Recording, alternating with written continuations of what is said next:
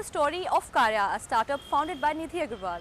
She of course faced all the initial challenges of starting up. But in addition to that is the story of her 113 odd investor pitches that she had to make before the startup finally got funded. Take a look. 113.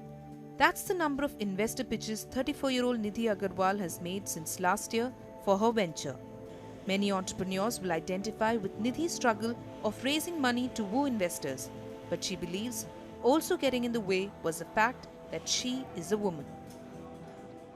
I was not born or brought up in a family environment which differentiated between men and women, right? We were not granted opportunities on the basis of gender. But yeah, it's interesting because I do believe that there are varied perspectives, and yes, clearly from people who have perhaps not seen women in the, let's say, CEO position, you know, they're a little bit surprised sometimes and even unrelenting. And yeah, I mean, just given the fact that there are such few women co-founders or founders or entrepreneurs, that, you know, the entire question of, you know, what if you start your family tomorrow has definitely been asked. You know, I wouldn't deny that. An MBA graduate from Kellogg School of Management in the US, Nidhi had been working with top corporates like Bain & Company, Bharti Airtel and KPMG before she decided to start up. So after working for over a decade as a consultant, marketing analyst and a business strategist, she finally took the daring step and founded KAARYAH.com, an online brand of western wear for Indian working women. Idea of KAARYAH came to me because of some personal experiences, right? Like not being able to find something as simple as a basic white shirt was such a large problem that, you know, I wondered if I was the only one or if there were other women who felt similarly. And like a typical consultant, I surveyed electronically some 250 odd women, and a whopping 70-80% of them actually identified with the exact same problem areas, which were fit, femininity and functionality.